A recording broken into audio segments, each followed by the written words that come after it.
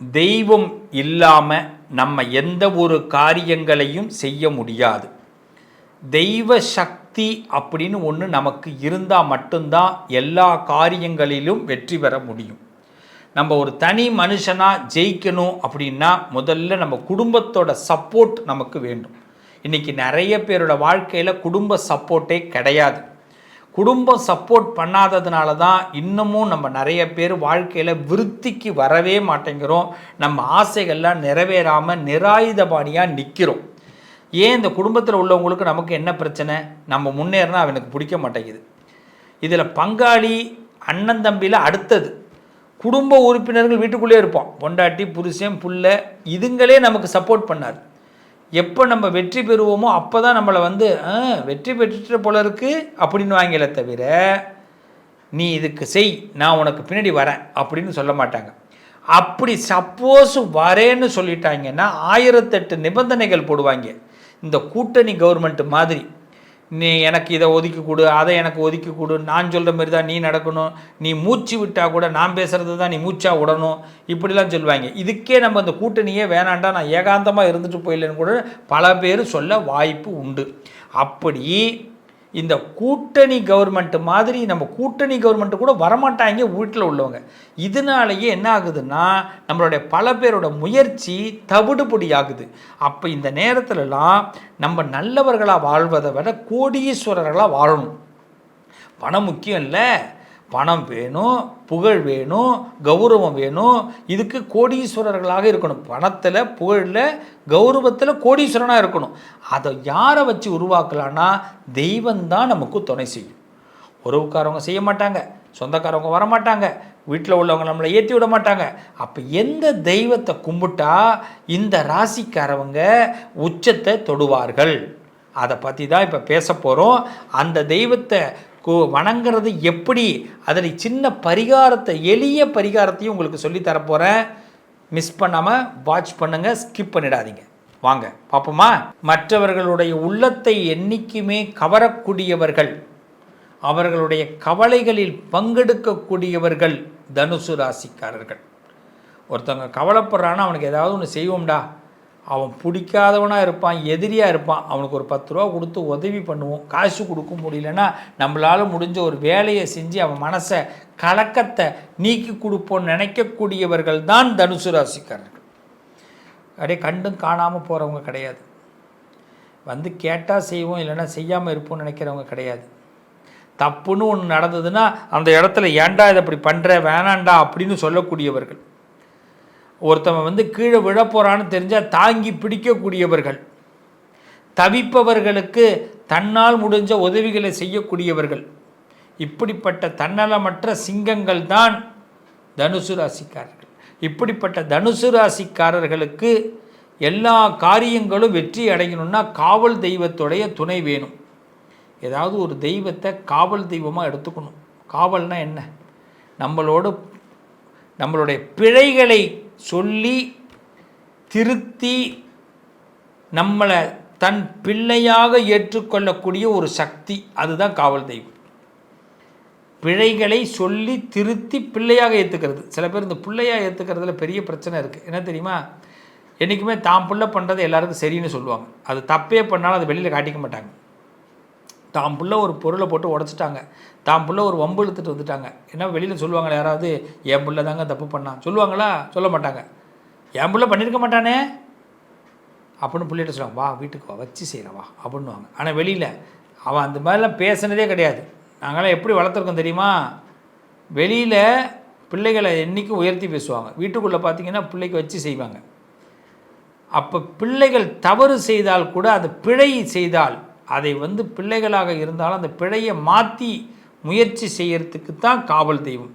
அப்படிப்பட்ட ஒரு காவல் தெய்வம் தான் தனுசுக்கு உண்டு. அதனால தான் தனுசு ராசிக்காரங்க என்றைக்காவது பிழை பண்ணிட்டாங்க, ஒரு தப்பு பண்ணிட்டாங்கன்னா திரும்பி அவங்களே மாறிடுவாங்க. அதை ஆனால் அந்த கடவுள் உணர்த்துவார். அப்படி ஒரு காவல் தெய்வம் யாருங்க? எஸ், சிவபெருமான். அந்த சிவபெருமான் தான் காவல் தெய்வமாக தனுசுக்கு என்றைக்கும் இருப்பார். என்னைக்காவது உங்கள் வாழ்க்கையில் நீங்கள் உங்கள் செய்த தப்பை, எந்த தப்பு பண்ணாலும் சரி, ஒரு நிமிடம் நீங்கள் உணர்ந்துட்டீங்கன்னா சிவன் அந்த தப்பையே டெலீட் பண்ணிடுவார். இதுதான் உங்களுக்கு உண்மையான, அப்போ தான் நீங்கள் கோடீஸ்வரன் ஆக முடியும், அப்போ தான் நீங்கள் பெரிய முன்னேற்றத்தை உருவாக்க முடியும்.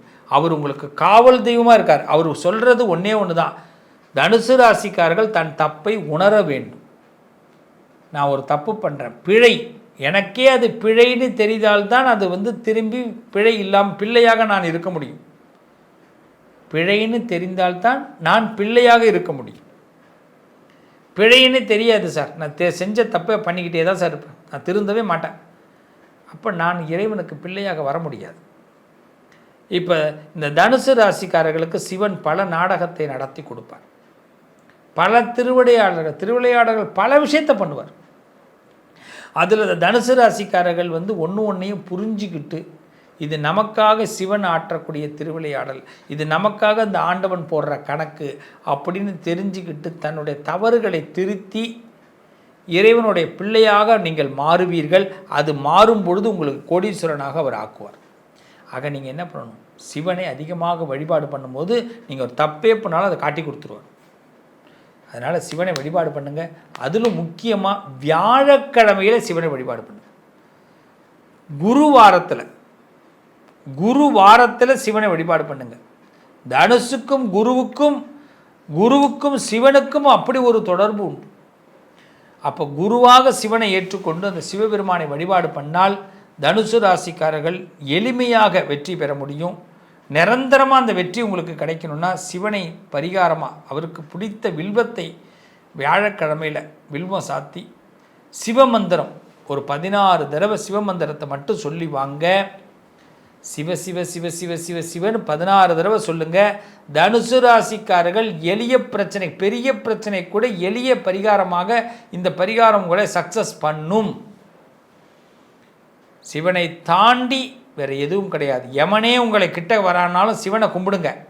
தனுசு ராசிக்காரர்கள் நிச்சயமாக யமனை வெல்ல முடியும், கோடீஸ்வரர்கள் ஆக முடியும். அப்போ ஊர் பேரில் எந்த பிரச்சனை இருந்தாலும், உலகத்தில் ஒரு பழி பாவங்கள் வந்தாலும் சிவங்கிட்ட போயிடுங்க. அந்த பழி பாவங்கள் உங்களை விட்டு விலகும். அவர் தான் உங்களுக்கு காவல் தெய்வமாக இருந்து நல்லதை நடத்துவார், நல்லதே நடக்கும். என்னங்க, நான் சொன்ன தெய்வத்தை வழிபாடு பண்ணுறீங்களா? நான் சொன்ன தெய்வத்தை மட்டும் காவல் தெய்வமாக எடுத்துக்கிட்டு இந்த ராசிக்காரவங்க வழிபாடு பண்ணுங்க. நான் சொன்ன இந்த எளிய பரிகாரத்தை மட்டும் செஞ்சுட்டு வாங்க. உங்கள் வாழ்க்கையில் ஒரு புது சக்தி கண்டிப்பாக கிடைக்கும். புது சக்தி இருந்தால் போதும், சகலமும் நமக்கு உண்டுங்க. நீங்கள் என்ன ஆசைப்படுறீங்க? பதவிக்கு வரணும்னு ஆசைப்படுறீங்களா? பணம் வேணும்னு ஆசைப்படுறீங்களா? ஆசைப்பட்ட பொருள் கிடைக்கணும்னு நினைக்கிறீங்களா? ஆசைப்பட்டவர்கள் நமக்கு அமையணும்னு நினைக்கிறீங்களா? ஆசைப்பட்ட விஷயங்கள் எல்லாம் அமையணும்னு நினைக்கிறீங்களா? வீடு கட்டணுமா, கல்யாணம் பண்ணணுமா, குழந்தை பெற்றுக்கணுமா, நிம்மதியாக இருக்கணுமா? கரெக்டு தானே? இது எல்லாம் நடக்க சிம்பிளாக சொல்லி கொடுத்துருக்குறேன். இந்த சுவாமியை வழிபாடு பண்ணுங்கள். அதே மாதிரி அந்த சுவாமிக்கு ஏற்ற மாதிரி எளிய பரிகாரத்தை பண்ணுங்கள். நிச்சயமாக ஒவ்வொருத்தவங்களும் இதில் என்ன தெரியுமா ஒரு பெரிய ஸ்பெஷல், உங்களால் உங்கள் குடும்பத்தில் உள்ளவங்களும் நிம்மதியாகுவாங்க. உங்கள் குடும்பத்தில் உள்ளவங்க தான், நம்ம குடும்பத்தில் உள்ளவங்க நமக்கு நிம்மதியை கொடுக்கல, நம்மளை ஏற்றி விடலை. ஆனால் பாருங்கள், நம்ம எவ்வளோ நல்லவங்க பாருங்கள். நம்ம இந்த சுவாமியை கும்பிட்றதுனால, இந்த பரிகாரம் பண்ணிக்கிறதுனால நம்ம குடும்பமும் நல்லா இருக்க போகுது, நாமளும் நல்லா இருக்க போகிறோம். இதில் யார் சுயநலவாதி, யார் பொதுநலவாதி? என்றைக்குமே நீங்கள் பொதுநலவாதி தான் அப்படிங்கிற ஒரு பெருத்த சந்தோஷம் என்றைக்கு இருக்குங்க. என்றைக்குமே அன்னை ஆதிபராசக்தி அபிராமியை எல்லாரும் வழிபாடு பண்ணுங்கள். உங்கள் வாழ்க்கையில் என்றைக்காவது, ஏன்னா இது எல்லாருக்கும் உள்ள ஒரு மந்திரம், என்றைக்கு உங்கள் வாழ்க்கையில் மனசில் அதிருப்தி ஏற்படுகிறதோ, மன கஷ்டம் ஏற்படுகிறதோ, வருத்தம் ஏற்படுகிறதோ, எனக்கு இந்த இடத்துக்கு வழியே கிடைக்கலப்பா அப்படின்னு சொல்ல உங்களுக்கு மனசு என்றைக்கு வருதோ, அம்பாளுடைய பாதத்தை போய் பிடிங்க, அபிராமியை போய் பாருங்கள், அபிராமியோடைய பாதத்தை போய் பிடிங்க. அம்மா சரணாகதி அடைஞ்சிட்டம்மா, அமாவாசையை பௌர்ணமியாக ஆக்கி கொடுத்தவ நீதான் தாயி, இன்றைக்கி நிறைஞ்ச அமாவாசையாக என் வாழ்க்கை இருக்குது, அதை பௌர்ணமியாக ஆக்கு தாயி அப்படின்னு அந்த தாய்கிட்ட நீங்கள் மன்றாடி கேளுங்க. அந்த தாய் கண்டிப்பாக உங்கள் வாழ்க்கையில் கடன்கிற அமாவாசையை விளக்குவா, கஷ்டங்கிற அமாவாசையை விளக்குவா, நீங்கள் நினைக்கிற எல்லா காரியங்களும் தடைங்கிற அமாவாசையை விளக்கி உங்களுக்கு பௌர்ணமியை அந்த அம்பாள் கொடுப்பா. இதுக்கு நீங்கள் செய்ய வேண்டியது அந்த அபிராமியை தரிசனம் பண்ணுங்கள். அது மட்டும் இல்லை, வெள்ளிக்கிழமை அபிராமி அந்தாதியை புத்தகத்தில் உட்காந்து படிங்க. படித்து பாருங்களேன். ஒரு 10 வாரம் நீங்கள் தொடர்ந்து படிச்சிட்டிங்கன்னா அடுத்தடுத்த மாற்றங்களை அப்படியே மெய்சிலுக்கிற அளவுக்கு கொடுப்பாங்க. அதாங்க அம்பாளுடைய விளையாட்டு. அதனால் அபிராமி அந்தாதிங்கிற அருமருந்து கையில் வச்சுக்கிங்க. நீங்கள் என்னைக்கு தோற்று போக மாட்டீங்க. சகல சந்தோஷமும் உங்களுக்கு கிடைக்கும். எல்லா அமாவாசைகளும் விலகும். செய்யலாங்களா? மீண்டும் உங்களை அடுத்த ஒரு நல்ல பதிவில் சந்திக்கிறேன். மீண்டும் உங்களை சந்திக்கும் வரை உங்களோடு நான் என்றும் சந்தோஷமாக நம்ம வாழ்க்கை இருக்கணுங்க. அபிராமியை போற்றுவோம், அபிராமி அந்தாதியை படிப்போம், வாழ்க்கையில் இஷ்ட தெய்வத்தை வழிபாடு பண்ணுவோம், சொன்ன பரிகாரங்களை செய்யுங்க, நல்லா இருப்பீங்க, நல்லது நடக்கும்.